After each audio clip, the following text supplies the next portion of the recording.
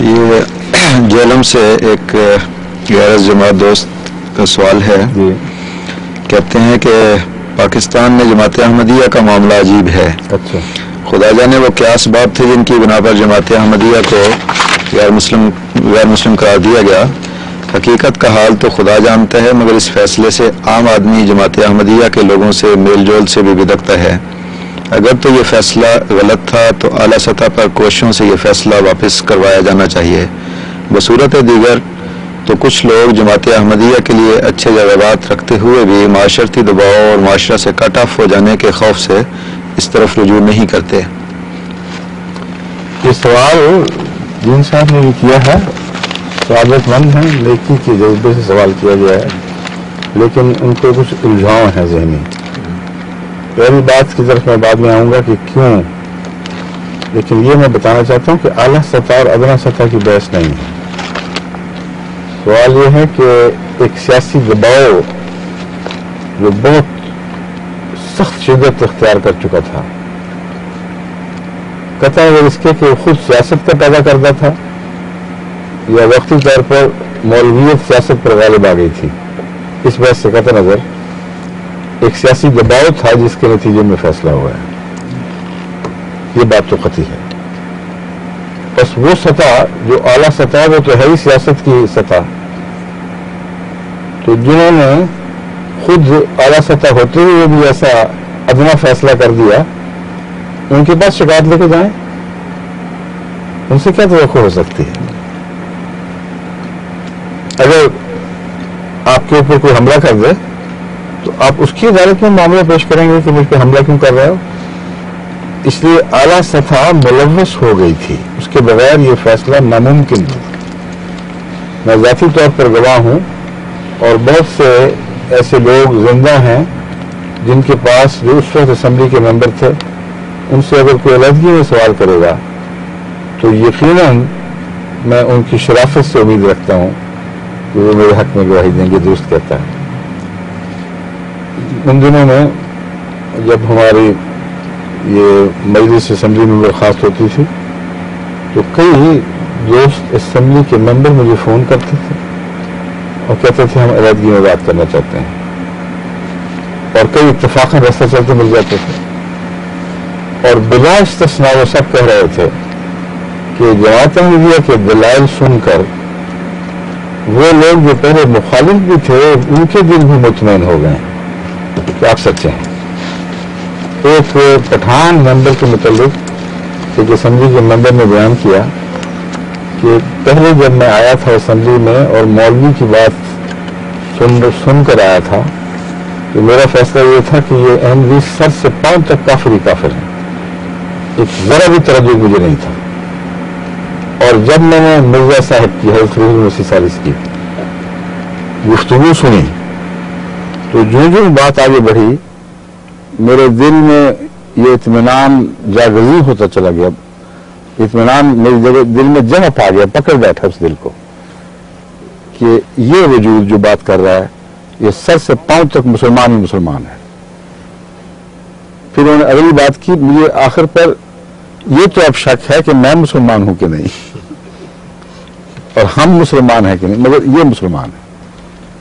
یہ باتیں اور ایسی بہت سی باتیں بتایا کرتے تھے اور آخر پر کہتے تھے مگر مرزا صاحب معاف کرنا، فیصلہ وہی ہوگا جو سیاسی فیصلہ ہے اور ہم شرمندہ ہیں آپ سے، مگر آپ کو بتا دیتے ہیں کہ ان باتوں سے کوئی امید نہ دل میں لگا بیٹھیں، کیونکہ اور بہت سے ایسے پیچھے پس پردہ چیزیں ہیں جنہیں ہم ظاہر نہیں کر سکتے مگر آپ کو متنبع کر رہے ہیں. اور اس کی وجہ اس لیے پیش آئی کہ اسمبلی میں کھلم کھلا ان دنوں میں مولویوں کی طرف دیکھتے ہوئے یہ دوسرے ممبر ہنسا کرتے تھے. جب جواب آتا تھا حضرت خلیفۃ المسیح ثالث کی طرف سے تو وہ دیکھتے تھے، ہنستے تھے کہ آپ بتاؤ کیا جواب ہے. اور بعض دفعہ تو کرسیاں پیچھے ہنستے ہنستے پیچھے کرسیاں پیچھے لے جاتے تھے اپنے وزن سے ہٹ کے، یعنی ان کے ساتھ ہی کرسیاں اچھل جاتی تھیں. لیکن اس کے باوجود فیصلہ وہی ہوا جو ہونا تھا. یہ فیصلہ اعلیٰ سطح نے کیا تھا. کس سطح کے پاس آپ हमें चाहते हैं कि हम फैसला लेके जाएं। दूसरी एक और बात है जो उस ज़माने में मौक़िफ़ में पेश की गई थी, मैं आप दोबारा समझा देता हूँ। जमात अहमदिया ने अपने मौक़िफ़ में शुरू ही में एक बहस उठाई थी। जमात अहमदिया ने कहा कि हमारे नज़दीक मजहब के मामले में फैसला बंदे और खुदा के दरमियान तय पाता है और दुनिया की कोई अदालत और कोई असेंबली और कोई दूसरी ताकत या तंजीम इस बात की मजाज ही नहीं है कि किसी के मजहब के मुतालिक उसके इद्दिया के खिलाफ फैसला दे। वो कहे मैं ये हूं, वो कहे तुम वो नहीं हो।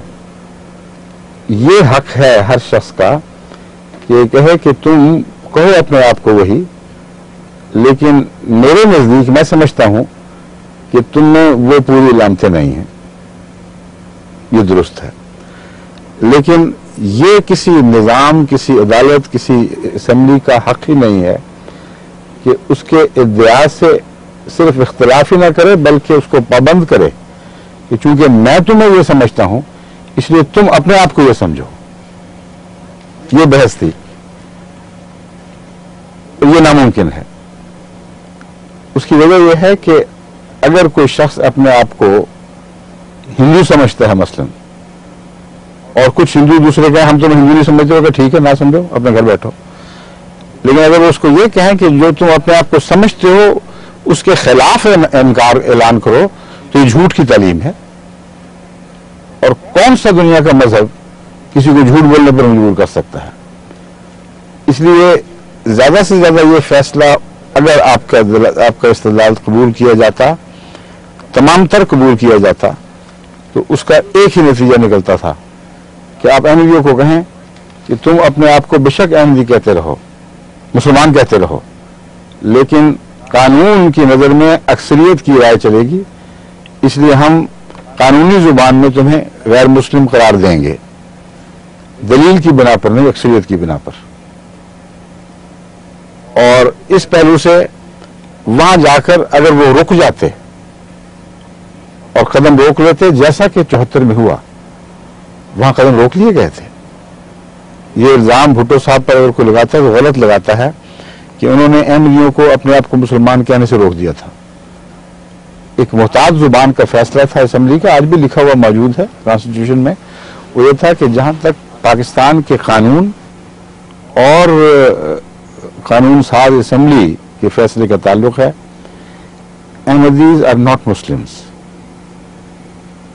कानून की नुक्ता नजर से जहां तक अहमदियों का अपने आप को मुसलमान समझने का हक है, इस पर कोई तबर नहीं रखा गया। चुनांचे जब तक 1984 का ज़िया का ऑर्डिनेंस, जो उसका एक तहक्कुमाना फैसला था, वो नाफिज नहीं हुआ, उस वक्त तक खुलम खुला हर अहमदी अपने आप को मुसलमान कहता था और कानून की नजर से इसका कोई टकराव नहीं था। क्यों कोई मुकदमा कायम नहीं हुआ अगर कानून का इससे टकराव था? 10 साल तक इस कानून की यही तशरीह चली है सारे मुल्क में कि हम तुम्हें गैर मुस्लिम समझते हैं, हमारा हक है जो मर्जी समझें। तुम अपने आप को मुसलमान समझते हो, तुम्हारा हक है जो मर्जी समझो। और यहां बात खत्म हो गई। तकलीफ तो थी, लेकिन उसमें हमारे बुनियादी इंसानी हक पर चूंकि तबर नहीं रखा गया था, इसलिए अहमदी इस बारे में खामोश रहे, बर्दाश्त करते रहे। ज़िया के वक्त ये जुल्म हुआ है कि अहमदी के लिए सच बोलना गुनाह करार दे दिया गया, और ये शरीयत इस्लामिया की सबसे बड़ी हद तक गुस्ताखी है। कुरान सच की तालीम देता है कि दार पर भी सच कहो, और सच के खिलाफ हर दूसरी चीज जो झूठ से ताल्लुक रखती है उसको शिर्क करार देता है। तो अब सोचने वाली बात यह है कि क्या आप सबके नजदीक अहमदी अपने आप को मुसलमान समझते हैं कि नहीं समझते? ये सवाल उठाइए।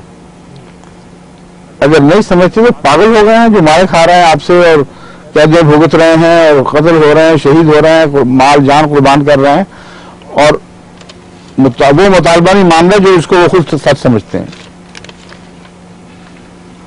ساری گزشتہ تاریخ اس طرح جھٹلا رہی ہے اس الزام کو، اس کا کچھ بھی باقی نہیں چھوڑتی. کوئی قوم دنیا میں جانتے ہوئے کہ ہمارا اصل عقیدہ ہے اسے تسلیم کر لینے کے نتیجے میں ہمیں ہر قسم کے فوائد پہنچیں گے، ان فوائد کو اٹھانے کی بجائے اس راہ میں قربانیاں پیش نہیں کر سکتی. بس احمدی تعامل نے ثابت کر دیا کہ جو احمدی اپنے آپ کو سمجھتے ہیں حقیقت میں سمجھتے ہیں. اور ملا کو خدا کی قسم کھا کے پوچھو اس سے کہ تم بتاؤ احمدی اپنے آپ کو مسلمان سمجھتے ہیں کہ نہیں سمجھتے، اور خدا کی قسم اگر کھا جائے تو بچوں کی قسم دلوا دو، پھر دیکھو. جانتے ہیں جھوٹ بول رہے ہیں، جھوٹوں کی کیسے میں تعریف کر دوں. ہر مولوی جانتا ہے کہ احمدی صدق کے دل سے اپنے آپ کو مسلمان سمجھتے ہیں، خواہ کوئی بھی عقیدہ رکھتے ہیں. اور اس کے بعد ان کو قانون مجبور کرنا کہ تم جو اپنے آپ کو سمجھتے ہو اس کے خلاف زبان سے اقرار کرو، یہ تو شیطانی تعلیم ہے، جھوٹ کی تعلیم ہے. اسے اسلام کی طرف منسوب کرنا اسلام کی گستاخی ہے. اس پر حتک عزت کے مقدمے ہونے چاہیے. تو اب بتائیے احمدی کیا اور کریں؟ اوپر کی سطح فیصلے کرتی ہے، جماعت بے اختیار ہے. اس کو تبدیل کرنے کی سب سے بڑی کوشش تو اسمبلی میں تھی، وہاں دلائل دیے گئے. اور دلائل ہم کیا دیتے؟ جہاں تک بات کی اپیلوں کا تعلق ہے اس میں بھی میں آپ کو ایک بات بتا دوں کہ جتنے بھی مقدمے کیے گئے ہیں عدالتوں میں، جن میں جماعت کے بعض افراد کے خلاف بڑی بڑی عدالتوں نے فیصلے دے دیے، ان کا حق نہیں مانا، وہ مقدمے جماعت کی طرف سے نہیں تھے.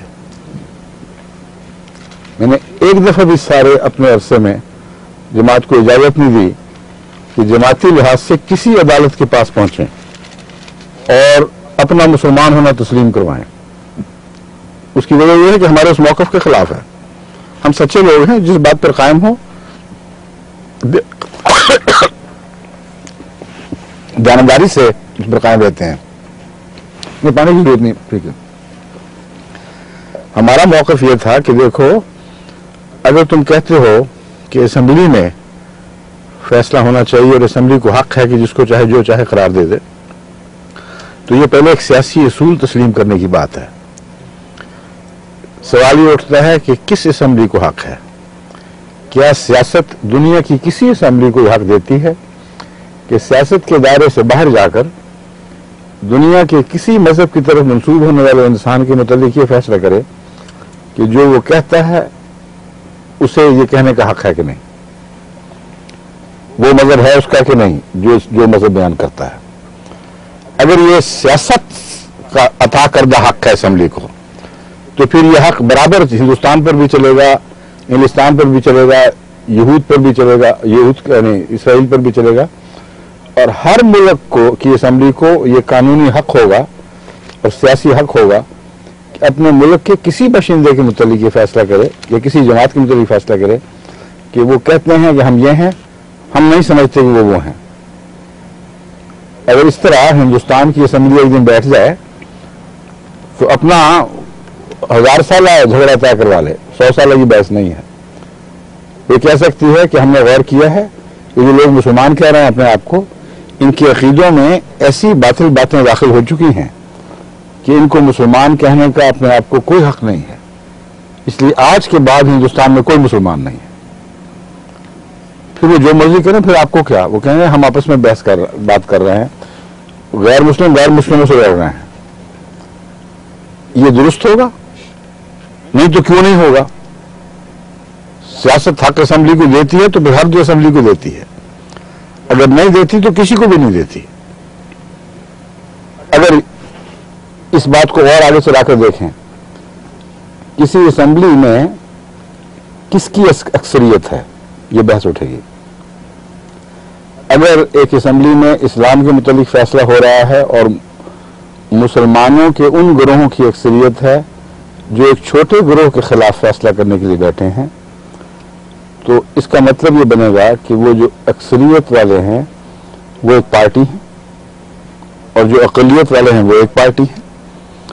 اور سیاست میں اکثریت سے ناجائز فائدہ اٹھاتے ہوئے ایک اکثریت پارٹی ایک چھوٹی پارٹی کے خلاف قانون پاس کر دیتی ہے اور اس طرح سیاست کا بے جا ناجائز استعمال کرتی ہے. عدالت میں جا کر دیکھو تو وہاں بھی یہی بات نکلتی ہے. اگر کسی عدالت میں جماعت احمدیہ یہ سوال اٹھائے تو پہلا سوال یہ اٹھے گا کہ اس عدالت کے منصفین کا اپنا عقیدہ کیا ہے. کیا وہ منصفین جماعت پاکستان کے ان مسلمانوں سے تعلق رکھتے ہیں جن کے نزدیک جماعت احمدیہ کافر ہے، یا ان مسلمانوں سے تعلق رکھتے ہیں جن کے نزدیک جماعت احمدیہ مسلمان ہے؟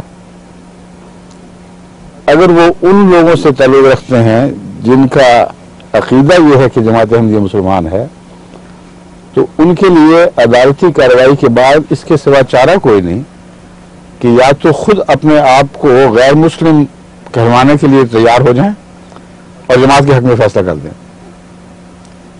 یا اپنے عقیدے پر قائم رہیں اور اپنے عقیدے کا فیصلہ کریں. انصاف کی بحث کہاں سے آ جائے گی؟ انصاف کی بحث کا تو موقع ہی کوئی نہیں. پارٹیاں ہیں دو، عدالت فریق ہے، اور اگر کوئی احمدی جج آ جائے تو کیا آپ اس کا فیصلہ مانیں گے؟ عدلیہ میں 2 گز کہاں سے ہو گئے؟ میں کہتا ہوں جو احمدی جج ہیں ان کو اکٹھا کر کے ان کا ایک پینل بنا لو اور ایک فیصلہ ان کے سے کروا لو اور ایک فیصلہ غیر احمدی ججوں سے کروا لو، پھر دیکھو کیا فیصلہ ہوتا ہے. کیا خیال ہے تمہارا کہ احمدی جج بھی فیصلہ یہی دیں گے جو غیر احمدی جج دیں گے؟ ظاہر بات ہے کہ اگر وہ دیں تو ساتھ ہی مرتد ہو کے جماعت کو چھوڑ کے جائیں گے، اور جو تمہارے جج ہمارے حق میں فیصلہ دیں گے وہ مرتد ہو کے نکل جائیں گے باہر. اور اگر وہ دے بھی دیں تو تم ان کو مانو گے نہیں. یہ تسلیم شدہ بات ہے. ناممکن ہے کہ تم ان کے فیصلے کو قبول کر لو. تو کس عدالت کی طرف جائیں؟ کیا سکھ جج بنائیں یہ فیصلہ کرنے کے لیے؟ یہ اصولی بات ہے. یا ہندو جج بنائیں یا عیسائی جج بنائیں؟ اگر اس اصول کو تسلیم کر لو تو پھر ہر جگہ دنیا میں یہ چلے گا کہ اگر اسلام کے متعلق 2 فریق جھگڑا کرنے والے ہوں، جیسا کہ اب شیعہ سنی کی مثال سامنے ہے. شیعہ کہتے ہیں ہم پکے سچے مسلمان، یہ جھوٹے مسلمان. سنی کہتے ہیں ہم پکے سچے مسلمان، یہ جھوٹے مسلمان. تو ان کا فیصلہ یا تو پنجاب کی عدالتوں میں لے جایا جائے، مشرقی پنجاب میں، یا پھر ہندوستان کے ان علاقوں میں لے جائے جہاں کٹر ہندو، بمبئی میں، کاٹھیا واڑ میں کہیں لے جاؤ اور ان سے فیصلہ کرو. بھی تم بتاؤ، ہمیں نہیں پتہ لگتا. یہ 2 فریق مجبوری ہے ہمارے درمیان فیصلہ کر دو. اور اگر وہ منظور نہ ہو تو پھر عیسائیوں کے پاس لے جاؤ فیصلے. عیسائی حکومتوں سے کہو، کیتھولک روم ہے وہاں چلے جاؤ، ویٹیکن کے پاس چلے جاؤ، پوپ صاحب سے درخواست کرو کہ بھائی ہمارے درمیان فیصلہ بڑا مشکل ہو گیا ہے. اگر ہمارے جج فیصلہ کریں گے، وہ شیعہ ہوئے تو سنی اعتراض کریں گے، سنی ہوئے تو شیعہ اعتراض کریں گے، اور ان کے اعتراض کو تم تسلیم کرو گے کہ ہاں جائز اعتراض ہے. تو جب تک ہمارا فیصلہ نہیں ہوا، ہمارے میں تو یہ ہمارا بھی یہی موقف تھا. اس وقت تک مسلمانوں کا حصہ تھے. فیصلے سے پہلے تم نے ناانصافی کر دی ہے. فیصلہ ان کے پاس لوٹایا جن کا جو ہمارے متعلق مولویوں والا عقیدہ پہلے سے رکھتے تھے، اور جب وہ بھی ماننے والے ہو گئے تو ان پر ایسا دباؤ ڈالا گیا کہ ایک ہمارے MNA صاحب زمانے کے انہوں نے مجھے یہاں تک کہا کہ میرا بہت زیادہ رجحان ہو گیا تھا، میں سوچ رہا تھا کہ میں اٹھ کر کہہ دوں گا کہ جو مرضی فیصلہ کرو، ہے یہ سچے مسلمان. تو مجھے پیغام ملا کہ اگر تم نے اس بات کی جرت کی تو باہر ایسے ہم مولوی اکٹھے کر سکتے ہیں جو تمہاری تکہ بوٹی کر دیں گے. اس نے کہا مجھے آپ کچا مسلمان سمجھنے میں، کم ایمان والا، میں تو ڈر گیا ہوں، مجھ میں طاقت نہیں. تو فیصلے سے پہلے تم ایک ناجائز فیصلہ کر بیٹھے تھے. جو پارٹی تھی، جو فریق تھا اس ایک فریق کو تمہیں طاقت دے گی کہ دوسرے فریق کے خلاف وہ فیصلہ دے دیں.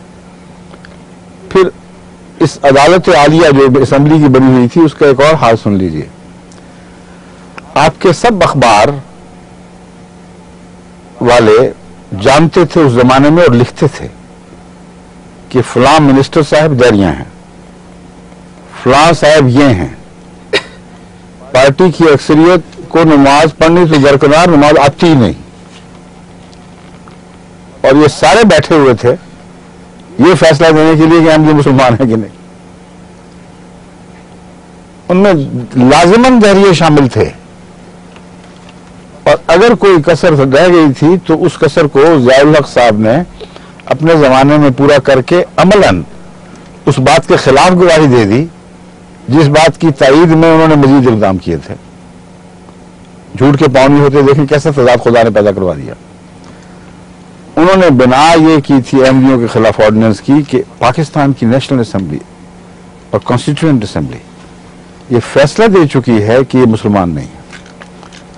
اس لیے اس فیصلے کا ایک منطقی نتیجہ یہ نکلتا ہے، یہ ان کی منطق تھی کہ ہم انہیں مجبور کریں کہ تم وہ نہ اپنے آپ کو سمجھو جو تم سمجھتے ہو، تم اپنے آپ کو وہ سمجھو جو ہم سمجھتے ہیں. یہ تھی منطق. اور اس منطق کی جو بنا بنائی وہ یہ تھی کہ پاکستان کی مسلمان اسمبلی، اور بعد میں پھر ایک وائٹ پیپر شائع فرمایا. اس وائٹ پیپر کو آپ پڑھ لیں تو حیران رہ جائیں گے کہ کس اسمبلی کے فیصلے پر بنا کر کے انہوں نے یہ آمرانہ فیصلہ کیا تھا.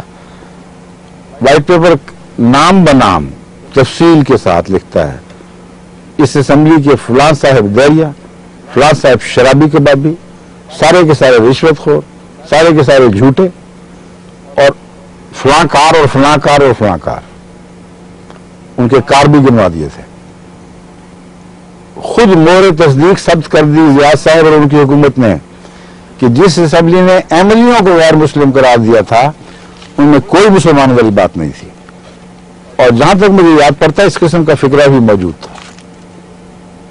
یہ مسلمان کہلانے والے لوگ تھے، ان میں کوئی اسلام کی بات نہیں تھی. اپنے قلم سے جو لکھا اس پر اس فیصلے سے تغلید کر دی، خط نسخ پھیر دیا کہ میں نے جو فیصلہ کیا تھا جھوٹ بولا ہے، اپنی مرضی کی بات کی ہے.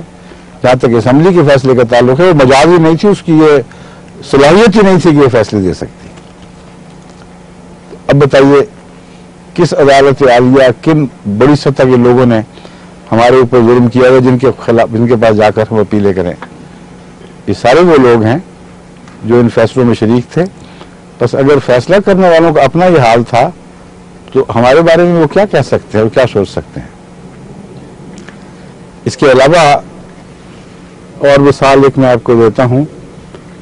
ایک اور بات بتانا چاہتا ہوں کہ اختلاف ہے ختم نبوت کی تشریح میں. جماعت احمدیہ نے یہ موقف بھی پیش کیا تھا کہ دیکھو تم کہتے ہو کہ تمہاری تشریح ایسی ہے کہ جو 100% اجماع امت کی روح سے تمہیں دائرہ اسلام سے خارج قرار دیے جانے کا اہل قرار دیتی ہے. تشریح کیا ہے وہ سن لیجئے. تشریح یہ ہے کہ حضرت اقدس محمد مصطفیٰ صلی اللہ علیہ وسلم خاتم النبیین ہیں اور قرآن خاتم الکتب ہے. ان معنوں میں کہ قرآن کا ایک شوشہ بھی کبھی منسوخ نہیں ہو سکتا اور کامل کتاب ہے، اور حضرت محمد رسول اللہ صلی اللہ علیہ وسلم ان معنوں میں خاتم کہ آپ کا ہر حکم قیامت تک واجب التعمیل ہے. مجال نہیں کسی کی کہ اپنا ایمان بچاتے ہوئے آپ کے حکم کسی سرکوبی کر سکے، کے خلاف بات کر سکے، لفظ اٹھانا کوئی حرکت کر سکے یا تسلیم کرنے سے انکار کر دے. تو جو بھی سرکش پیدا ہوگا محمد رسول اللہ کے ایک حکم کی جو سرکشی کرتا ہو، کمزوری سے عمل چھوٹنا اور بات ہے، یہ کہہ کر کہ ان کو حق کوئی نہیں ہے، ان کا یہ فرمان وقت کے لحاظ سے پیچھے رہ گیا ہے، اب یہ فرمان نہیں چلے گا. جو یہ عقیدہ رکھتا ہے جماعت احمدیہ کے نزدیک وہ محمد رسول اللہ کی امت سے نکل جاتا ہے. یہ ہمیں تسلیم ہے، یہی ہمارا جرم ہے. لیکن اس کے باوجود ہم یہ کہتے تھے کہ اس شخص کا جہاں تک حق ہے اپنے آپ کو امت محمدیہ کی طرف منسوب کرنے کا، اس کو ہم نہ چھین سکتے ہیں نہ تم چھین سکتے ہو. قرآن کریم سے اس کی تائید پیش کرتے رہے، اور یہ لکھی ہماری طرف سے موجود ہے کہ قرآن کریم فرماتا ہے ایسے لوگوں کے متعلق جن کے متعلق حضرت محمد رسول اللہ صلی اللہ علیہ وسلم کو خود خبر دے رہا ہے کہ لما يدخل الایمان فی قلوبہم، یہ ایسے لوگ ہیں جن کے دلوں میں ایمان داخل ہی نہیں ہوا، جھانکا بھی نہیں ایمان نے، ان کو بھی مسلمان کہلانے کے حق سے تم نہیں روک سکتے۔ محمد رسول اللہ، اور کسی کی بات نہیں ہو رہی، اللہ فرما رہا ہے محمد رسول اللہ کو کہ ان کو یہ نہ کہو کہ تم مسلمان نہیں ہو، ان کو کہو اپنے آپ کو قولوا اسلمنا، تم کہہ دیا کرو ہم مسلمان ہیں، لیکن مومن نہ کہو، کیونکہ خدا نے خبر دے دی ہے کہ تم مومن نہیں ہو، لیکن امت مسلمہ کا جز کہلانا چاہتے ہو تو تمہیں اجازت ہے۔ اس موقف پر حضرت اقدس محمد مصطفیٰ صلی اللہ علیہ وسلم اس وقت تک اسی طرح قائم رہے ہیں جس طرح آغاز میں قائم تھے، جس وقت خدا تعالیٰ نے آپ کو اپنے پاس واپس بلا لیا۔ ایک ادنا سے بھی انحراف اس بات سے آپ نے نہیں فرمایا۔ جس نے کہا میں مسلمان ہوں، آپ نے فرمایا ٹھیک ہے تم مسلمان ہو، منافق ہو، اگر خدا نے خبر دے دی تو کہہ دیا تم منافق ہو، لیکن مسلمان کہلانے کے حق سے نہیں روکا۔ ہم نے اسمبلی کو سمجھایا کہ دیکھو کتنا عظیم الشان، کتنا وسیع حوصلہ مذہب ہے کہ ایک طرف بتا رہا ہے کہ فی الحقیقت خدا کی نظر میں تم مومن نہیں ہو، لیکن اس کے انسانی بنیادی حق پر حرف نہیں، تبر نہیں رکھتا، اور کہتا ہے ہر انسان کا بنیادی حق ہے جس کو جو چاہے جس مذہب کی طرف منسوب ہو۔ تو ہم نے ان کو سمجھایا کہ تم یہ ظلم نہ کرو، تمہیں اس بات کا حق نہیں پہنچتا جس کا حق خدا نے محمد رسول اللہ کو نہیں دیا۔ آج کل کے مولوی کو حق کہاں سے مل گیا؟ مولوی ہو یا غیر مولوی ہو، کسی کو حق نہیں ہے۔ یہ ساری باتیں ہوئیں اور اس کے بعد پھر انہوں نے ایک فیصلہ کر دیا۔ تو اگر تو بھولے ہوتے، ہماری طرف سے ان تک باتیں نہ پہنچائی جاتی تو پھر ہم اور بات کرتے، مگر اب میں واپس خاتم کی طرف آتا ہوں۔ خاتم والی بات میں ہم نے ان سے کہا کہ دیکھو ہمارا عقیدہ یہ ہے کہ حضرت محمد رسول اللہ صلی اللہ علیہ وسلم کے بعد کوئی آزاد نبی پیدا نہیں ہو سکتا، شریعت محمدیہ کو کوئی منسوخ کرنا تو درکنار، اس کا ایک نقطہ بھی منسوخ نہیں کر سکتا۔ اگر خدا کسی کو نبی بنائے گا تو وہ امتی نبی بنائے گا، اور مطیع نبی یعنی محمد رسول اللہ کا غلام نبی، اس سے باہر نبوت نہیں آ سکتی۔ ہم نے کہا کہ یہ اگر ہم ثابت کر دیں تم پر کہ بین ہی یہی تعریف خاتمیت کی ہم سے پہلے بڑے بڑے بزرگ علماء کر چکے ہیں، تو اگر تم انصاف اور تقوی میں قائم ہو تو ان کے خلاف پہلے کفر کا فتوی جاری کرو، کہو کہ حضرت محی الدین ابن عربی جب یہ بات لکھ چکے تو کافر ہو گئے اور دائرہ اسلام سے نکل گئے، مولا علی قاری نے جب یہ بات لکھی تو کافر ہو گئے اور دائرہ اسلام سے نکل گئے۔ ان کا ایک ایک نام گنوا کر ہم نے حوالے دیے۔ ان سب کو نکالو، پھر ہماری باری، ہم تو بعد میں آئے ہیں، پہلوں کا قصہ تو صاف کر لو۔ ایک جواب ہمیں آج تک نہیں دیا گیا، ان پر کیوں نہیں بولتے؟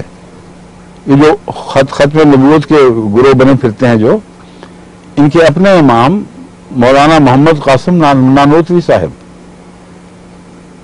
انہوں نے باقاعدہ دلیلیں دے کر بین ہی وہی عقیدہ پیش کیا ہے۔ تہذیب النیاس کتاب اٹھا کر دیکھ لیجئے، اس میں 100% وہی بات فرمائی ہے جو جماعت احمدیہ کا عقیدہ ہے۔ ان کو بتایا گیا، دکھایا گیا، کتابیں لے گئے ساتھ، یہ دیکھ لیں آپ سب اسمبلی کے ممبران صاحبان، مولوی صاحبان، یہ آپ بھی دیکھ لیجئے، یہ مولانا محمد قاسم نانوتوی ہیں، دیوبند کے بانی،